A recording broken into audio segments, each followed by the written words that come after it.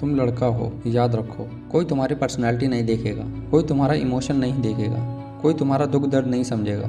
कोई पूछेगा तो यही पूछेगा कितना कमाते हो। तुम रो गाओ जियो हंसो कुछ भी करो, तुम लड़का हो, याद रखना।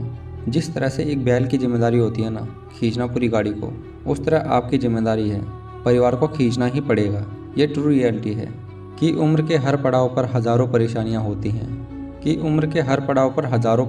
होती हैं वो कंधे दुखते बहुत हैं जिन पर जिम्मेदारियाँ होती हैं। बेटियां नसीब से तो बेटे दुआओं के बाद आते हैं। हम लड़के हैं जनाब, हम कुछ जिम्मेदारियों के साथ आते हैं। आधी उम्र जिम्मेदारियां समझने में गुजर जाती है तो आधी उसे निभाने में। पूरा बचपन किताबों में गुजरता है तो जवानी कमाने में। ये जिम्मेदारियां उम्र के साथ बढ़ती हैं, ये बुढ़ापे में भी कम नहीं होता। कौन कहता है जनाब हम लड़के की ज़िंदगी में गम नहीं होता। कभी बेटा बनकर तो कभी बाप का फ़र्ज़ निभाना पड़ता है, कभी खाने के लिए नखरे होते हैं तो कभी खाली पेट चलाना पड़ता है, कभी माँ की गोद में सोते हैं तो कभी जिम्मेदारियों के बोझ में, कभी नौकरी की तलाश में रहते हैं तो कभी सुकून की खोज में।